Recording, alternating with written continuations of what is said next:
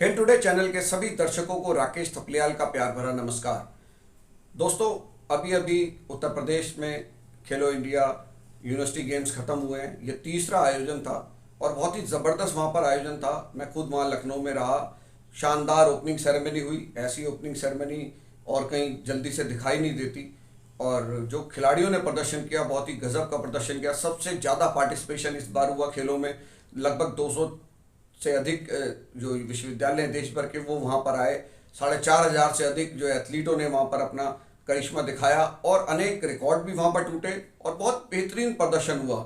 और खिलाड़ियों ने उत्तर प्रदेश की मेज़बानी की, खूब प्रशंसा वहाँ पर की। वहाँ का खान पान सबको बहुत भाया और जिस तरह से आयोजन में लोगों ने जो प्यार मोहब्बत लुटाई है उत्तर प्रदेश के लोगों ने, उससे पूरे हिंदुस्तान के लोग जो देश के कोने कोने से आए, खिलाड़ी अधिकारी बहुत संतुष्ट होकर वहाँ से गए। और ऐसा आयोजन जो कि हमारे आने वाली जो प्रतिभाएं हैं, हमारी जो भविष्य के हमारे सितारे हैं, उनको बहुत बढ़िया एक ये मंच मिला खेलने के लिए। और हमारे देश के खेल प्रेमी प्रधानमंत्री नरेंद्र मोदी जी ने जो ये शुरू किया, खेलो इंडिया खेल्स की शुरुआत की है, खेलो इंडिया यूथ गेम्स और खेलो इंडिया यूनिवर्सिटी गेम्स, ये जो ग्रास रूट लेवल पे हमारी प्रतिभाओं को आगे बढ़ाने का काम करती है। और बहुत ज़बरदस्त उनको प्रदर्शन और खिलाड़ियों को जो सुविधाएं मिलती हैं वो लगभग 5 सितारा सुविधाएं हैं। टॉप क्लास के आपको स्टेडियम्स में खेलने को मौका मिलता है, अच्छी जगह पे आपके रहने का होता है और खाने पीने की व्यवस्था भी बहुत ज़बरदस्त वहाँ पर की जाती है। तो मुझे लगता है ये तीसरे खेलो इंडिया यूनिवर्सिटी गेम्स का आयोजन जो उत्तर प्रदेश में हुआ, ये एक मील का पत्थर स्थापित होगा। और ख़ास तौर पर उत्तर प्रदेश के लिए, उत्तर प्रदेश के जो मुख्यमंत्री हैं माननीय योगी आदित्यनाथ, उन्होंने खेलों को बढ़ावा देने के लिए प्रधानमंत्री मोदी जी का जो संकल्प है उसको आगे बढ़ाते हुए गांव-गांव में खेलों को पहुंचाने के लिए सुविधाएं देने का मन बना लिया है। और उन्होंने घोषणा कर दी है कि उत्तर प्रदेश के हर गांव में एक खेल सुविधा वाला मैदान होगा, हर जिले में एक अच्छे स्तर का स्टेडियम होगा और तमाम खिलाड़ियों को जो है सारी वो सुविधाएं उनके घर के नज़दीक मुहैया कराई जाएंगी। विशेष तौर पे महिला खिलाड़ियों के लिए सुरक्षा के साथ साथ महिला कोचों की नियुक्ति, महिला अधिकारियों की नियुक्ति उनके लिए रहेगी। और ये बहुत बड़ा मतलब जो एक मील का पत्थर साबित होगा। और एक बड़ी बात उन्होंने जो की है उत्तर प्रदेश के अंदर कि स्टेडियमों में हेल्थ एटीएम बनाए जाएंगे। हेल्थ एटीएम मतलब कि स्टेडियमों में खिलाड़ियों को स्वास्थ्य सेवाएं उपलब्ध होंगी, वो वहाँ पर अपना इलाज करा सकेंगे। अपने जो जैसे रूटीन के चेकअप्स होते हैं, शुगर की टेस्टिंग होना, ब्लड प्रेशर की चेकिंग होना, ये सारी सुविधाएं स्टेडियमों में उपलब्ध रहेंगी। तो ये एक बहुत बड़ी सुविधा सारे उत्तर प्रदेश के अंदर होने जा रही है। और जो मुख्यमंत्री योगी आदित्यनाथ जी खुद खेल से जुड़ी हुई सारी गतिविधियों का जायजा लेते हैं। और इसके अलावा एक ऐसे शख्स से हमारी मुलाकात हुई जो कि इन खेलों को सफल बनाने के लिए और उत्तर प्रदेश में एक खेल क्रांति शुरू करने में उनकी बहुत बड़ी उन्होंने भूमिका निभाई। हम जब लखनऊ में थे तो हमने देखा कि ये अधिकारी लगातार जो है स्टेडियमों में घूम रहे हैं, मैदानों में घूम रहे हैं, मीटिंगें ले रहे हैं। हमने इनसे ऑफिस में मिलने की कोशिश की इनके, लेकिन ऑफिस में इनसे मुलाकात नहीं हो सकी क्योंकि ये मैदान दर मैदान वहाँ पर घूम रहे थे। और इन शख्स का नाम है डॉक्टर नवनीत सहगल। बहुत ही अनुभवी IAS अधिकारी हैं और सारे आयोजन को बहुत नज़दीक से उन्होंने देखा। और जब हमने उनसे इन उत्तर प्रदेश में जो खेल सुविधाएं दी जा रही हैं उस बारे में चर्चा करने के लिए बात की, तो आप देखिए कि वो इतने व्यस्त थे उनके पास टाइम नहीं था। तो वो मुझे स्पेशली अपनी गाड़ी में लेके गए, जो बाबू बनारसी दास बैडमिंटन एकेडमी है वहाँ से, और स्पोर्ट्स कॉलेज लखनऊ तक हम गए। और लगभग जो 35-40 मिनट का सफ़र था उस दौरान उन्होंने हमसे अपने कार में इंटरव्यू दिया और तमाम चीज़ें बताई कि उत्तर प्रदेश में खेल क्रांति लाने के लिए सरकार क्या क्या करने जा रही है। और ये ऐसे शख्स हैं जिन्हें हर चीज़ टिप्स पे बिल्कुल मुँह जबानी याद है। सारी अपनी योजनाओं के बारे में उन्होंने बताया। और उन्होंने ये भी बताया न केवल गांव-गांव में सुविधाएं दी जाएंगी, बल्कि जो उच्च स्तर के खिलाड़ी हैं और जिस खिलाड़ी में प्रतिभा दिखाई देगी, अगर उसे विदेश में ट्रेनिंग में के लिए भेजने की ज़रूरत पड़ेगी तो वहाँ भी भेजा जाएगा। जिस विदेशी कोच से वो चाहेगा उसे वहाँ ट्रेनिंग की भी फैसिलिटी दी जाएगी। खिलाड़ियों को उच्च स्तर की मेडिकल सुविधाएं दी जाएंगी, उनके खान पान का, उनके रहन सहन का, उनकी शिक्षा का, हर तरह का ख्याल रखा जाएगा। तो आइए आपकी मुलाकात कराते हैं डॉक्टर नवनीत सहगल से और जानिए उन्होंने उत्तर प्रदेश में जो खेल क्रांति का सूत्रपात होने जा रहा है उसके बारे में जो कुछ भी कहा वो आप सुनिए। तीसरे खेलो इंडिया यूनिवर्सिटी गेम्स यहाँ हो रहे हैं उत्तर प्रदेश में, इसके बाद आप उत्तर प्रदेश की स्थिति क्या देखते हैं कि खेलों में क्या फ़र्क आएगा? देखिए, मैं आपको ये बताऊंगा कि माननीय प्रधानमंत्री जी ने जब से जो है वो सरकार में आए हैं तब से देश में खेलो इंडिया टॉप्स और फिट इंडिया के जो उनके मूवमेंट हैं उसी से बहुत चीज़ें खेलों में आगे बढ़ी हैं। खेलों में उतना महत्व पहले नहीं था जो इधर आया है। इसके साथ साथ हमारे जो माननीय मुख्यमंत्री योगी आदित्यनाथ हैं जब से मुख्यमंत्री हुए हैं उन्होंने खेलों के प्रति विशेष जो है वो ध्यान देना शुरू किया है। और गाँव में जो एक मुख्य जो बात आई है वो ये कि जैसे हमारे गांव देहात में बहुत सारी ऐसी प्रतिभाएं हैं जिनको सामान्यतः मौका नहीं मिलता है, अवसर नहीं मिल पाता है। तो इस प्रकार जो ध्यान खेलों पे आना शुरू हुआ है, जो प्रोत्साहन सरकार ने उत्तर प्रदेश सरकार ने देने शुरू किए हैं, उनसे जो पूर्व की स्थिति थी खेलों की उसमें बहुत फ़र्क पड़ा है। दो चीज़ों पर विशेष ध्यान दिया जा रहा है, एक तो इंफ्रास्ट्रक्चर पर और दूसरा ट्रेनिंग पर, प्रशिक्षण पर।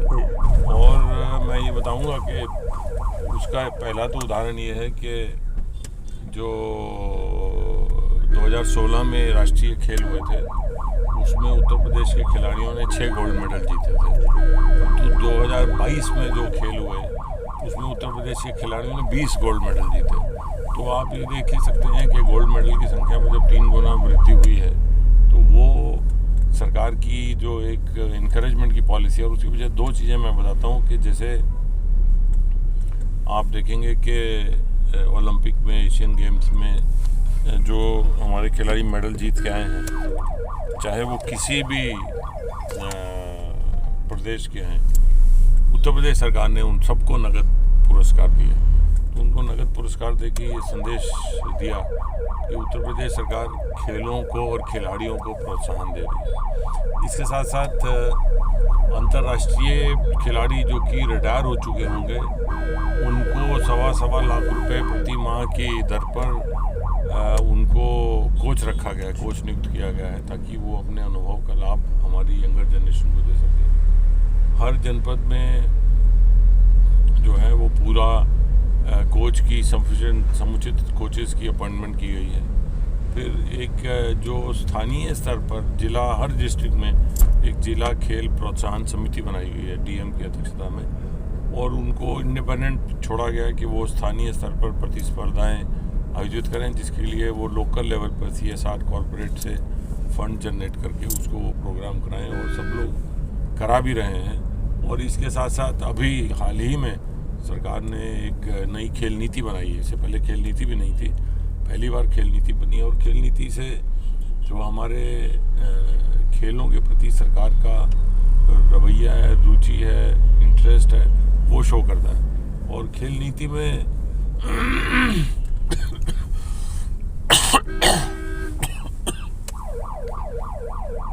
न केवल खिलाड़ियों के प्रशिक्षण बल्कि इंफ्रास्ट्रक्चर पर भी जोर दिया गया है। खिलाड़ियों को 3 श्रेणियों में बांटा गया है, डेवलपमेंटल, पहले ग्रासरूट, डेवलपमेंटल और इलीट। इलीट खिलाड़ियों को वो हैं जो कि राष्ट्रीय स्तर पर पहले 5 स्थानों पर रहे हैं। ऐसे खिलाड़ियों को देश में, विदेश में कहीं भी प्रशिक्षण की आवश्यकता है तो उनको प्रशिक्षण दिलाया जाएगा।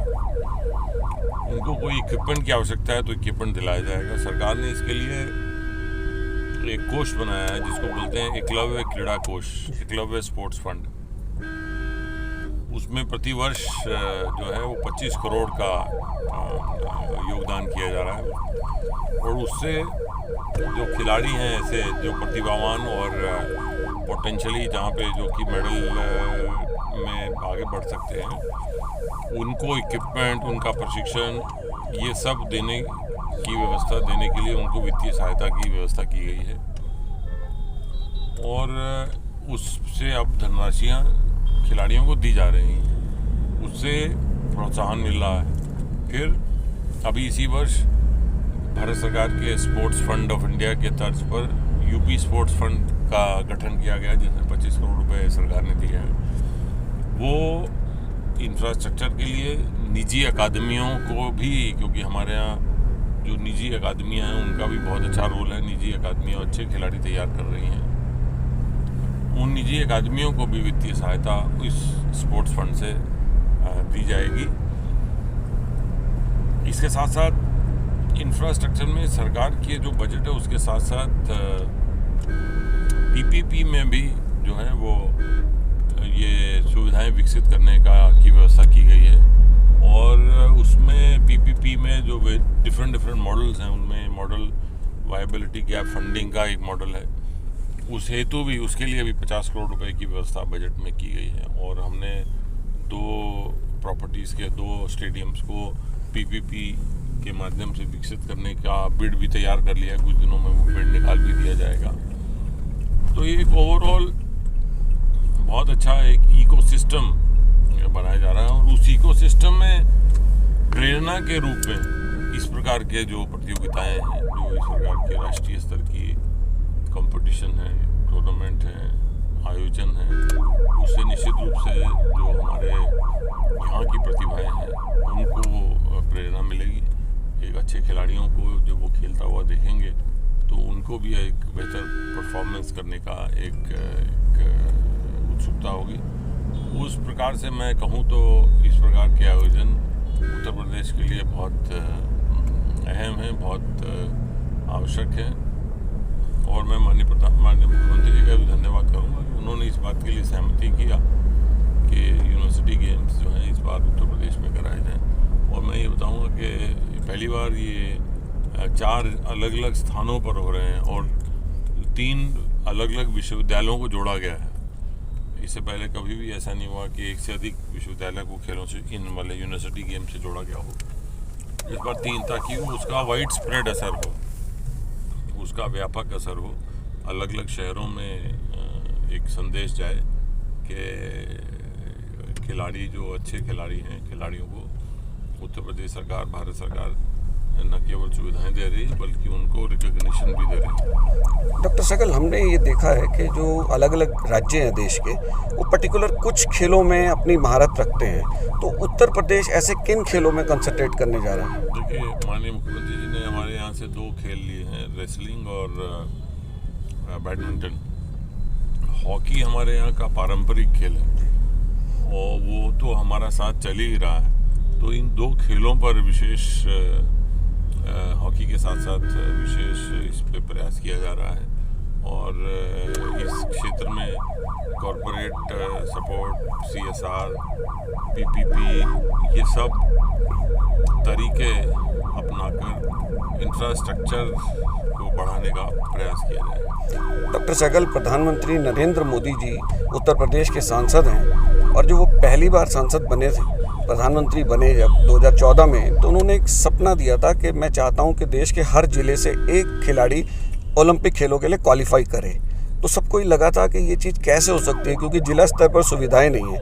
अब आप बता रहे हैं कि भाई हम जिला स्तर पर छोटे छोटे स्टेडियम्स बनाने जा रहे हैं, तो वो कितने स्टेडियम बनेंगे उत्तर प्रदेश के अंदर? देखिए, माननीय प्रधानमंत्री जी ने जो कहा था उस पर असर करते हुए, उस पर अमल करते हुए उत्तर प्रदेश सरकार माननीय मुख्यमंत्री योगी आदित्यनाथ जी के नेतृत्व में और उनकी जो बातें हैं, जो उन्होंने कहा था, उसको साकार कर रही है। कैसे? देखिए, मैं नीचे के क्षेत्र से शुरू करता हूँ। हम लोग हर गांव में, हमारा लक्ष्य ये है कि हम हर गांव में एक खेल का मैदान दें और खेल के मैदान की ज़मीनें ऑलरेडी जो है वो राजस्व की जो हमारा जो रेवेन्यू है उसमें छुटी रहती हैं, तो उनको चिन्हित करके उनसे अतिक्रमण हटा के उनको मनरेगा के माध्यम से उसको विकसित करने का अभियान चला रखा है माननीय मुख्यमंत्री जी ने।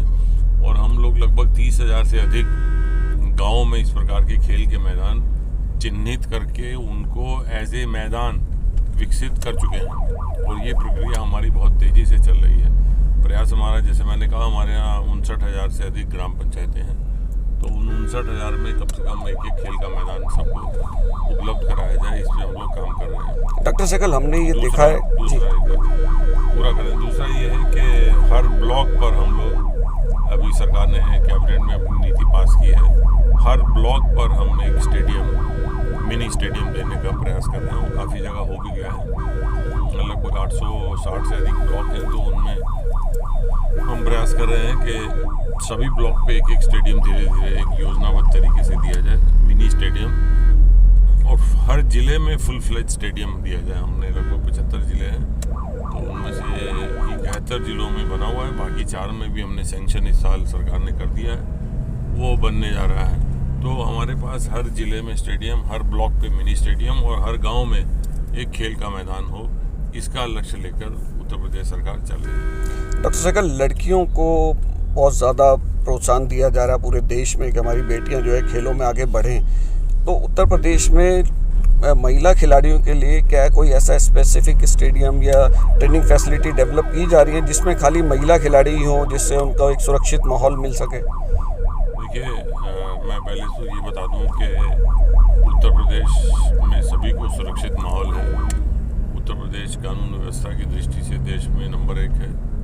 माननीय मुख्यमंत्री जी प्रदेश की कानून व्यवस्था, विशेषकर महिलाओं की सुरक्षा और महिलाओं के स्वाभिमान और महिलाओं के स्वरोजगार, उसके लिए उन्होंने मिशन शक्ति भी चलाया हुआ है, जिसका बहुत फ़र्क भी पड़ा है, असर भी हुआ है। तो पहली बात तो ये कि महिलाएं कहीं भी जाएं वो सुरक्षित महसूस करती हैं। दूसरी बात, महिलाओं को प्रशिक्षण देने के लिए हमने हर ज़िले में महिला कोच की व्यवस्था की है, ताकि किसी को इस प्रकार से ये कठिनाई ना आए। जो हमारी महिला खिलाड़ी हैं उनको जो है आगे आने का मौका मिले। और हमारे जो महिला कोच हैं, सरकारी कर्मचारी हैं, उनकी भी ड्यूटियां लगाई गई हैं और विशेष प्रयास किया जाता है कि जो हमारे महिला खिलाड़ी हैं उनको आगे लाने का प्रयास किया जाए और उनको जिस भी प्रकार के इंसेंटिव की आवश्यकता है उन्हें वो इंसेंटिव उपलब्ध कराया जाए। डॉक्टर सहगल, अपने पता चला है कि जो एक हेल्थ ATM वाली स्कीम स्टेडियम्स में उत्तर प्रदेश सरकार चलाने जा रही है, उसके बारे में थोड़ा सा बताइए। मैं इसमें आपको 2 चीज़ों के बारे में बताऊंगा। एक तो सरकार ने ये निर्णय लिया कि जो हमारे खिलाड़ी हैं उनको आयुष्मान योजना के अंतर्गत उनको 5 लाख रुपए तक के बीमा की सुविधा निःशुल्क दी जाए।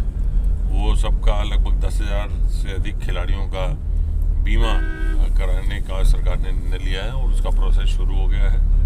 आयुष्मान योजना के अंतर्गत उनको जो भी अस्पताल हैं उनको निःशुल्क इलाज देंगे, क्योंकि मैंने देखा है, महसूस किया है कि बहुत सारे हमारे जो प्रतिभावान खिलाड़ी हैं वो जो शारीरिक चोट या शारीरिक बीमारी की वजह से भी उनको अपना कैरियर छोड़ना पड़ता है। अधिकतर जो हमारे ऐसे गरीब खिलाड़ी हैं वो उनका कैरियर ख़त्म हो जाता है इसी प्रकार के चोटों से या इस प्रकार की बीमारी से। तो उनसे उनको एक तरह से सुरक्षित करने के लिए ये उनको आयुष्मान बीमा योजना में शामिल करने का निर्णय लिया गया है। इसके साथ साथ खिलाड़ियों को उनके स्वास्थ्य के प्रति जागरूक करने और खिलाड़ियों को उनके स्वास्थ्य के बारे में अपडेट रखने के उद्देश्य से हर स्टेडियम में एक हेल्थ ATM लगाकर उसको टेली मेडिसिन के माध्यम से PGI के साथ जोड़ा जा रहा है। उससे 2 लाभ होंगे कि खिलाड़ियों के जो सामान्य मुद्दे हैं, ब्लड प्रेशर या इस तरह का जो इश्यूज हैं, जो कि कल को बड़े इशू हो सकते हैं, उससे उनको उनके कैरियर पे भी प्रभाव पड़ सकता है, उन लोगों को भी उसमें उनकी मदद मिलेगी।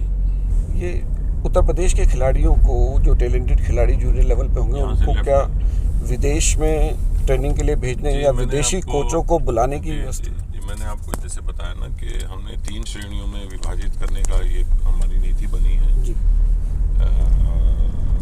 ग्रास रूट, डेवलपमेंटल और इलीट। तो जो इलीट हैं हमारे, वो मैंने जैसे बताया कि नेशनल चैम्पियनशिप में जो पहले 5 स्थानों पर रहे हैं, उनको किसी प्रकार के इक्विपमेंट की आवश्यकता अगर हो तो उनको कहीं विदेश में प्रशिक्षण की आवश्यकता है, किसी विशेष कोच को एंगेज करने की आवश्यकता है, तो वो एंगेज किया जाएगा उसको। और इस बारे में जो भी अधिकतम सपोर्ट हो सकता है वो उत्तर प्रदेश सरकार उनको देगी, ताकि उनको आगे की तैयारी करके उनको राष्ट्रीय स्तर पर मेडल और अंतर्राष्ट्रीय स्तर पर मेडल के जीतने के लिए उनकी तैयारी की जाए। अभी आपने डॉक्टर नवनीत सहगल को सुना, जो कि एडिशनल चीफ सेक्रेटरी हैं खेल विभाग के उत्तर प्रदेश में, और उन्होंने विस्तार से हमें उत्तर प्रदेश सरकार की खेलों को बढ़ावा देने के लिए जो योजनाएं बन रही हैं उनको कैसे कार्यान्वित किया जाएगा, वो सारी चीज़ों के बारे में विस्तार से चर्चा की। और इसके लिए हम उनके बहुत आभारी हैं कि उन्होंने अपने व्यस्त समय निकाल कर हमें जो वक्त दिया और इससे हमें जानकारी मिल सकी कि उत्तर प्रदेश में कैसे खेलों को बढ़ावा दिया जा रहा है। और इस खेल टुडे चैनल को देखने के लिए आप सभी का बहुत बहुत शुक्रिया। आपसे एक गुजारिश है कि आप इस चैनल को सब्सक्राइब कीजिए, लाइक कीजिए, शेयर कीजिए, ताकि आपको खेल की ज़्यादा से ज़्यादा जानकारियाँ आराम से आपको मिल सकें। और एक बार फिर आपका बहुत बहुत धन्यवाद।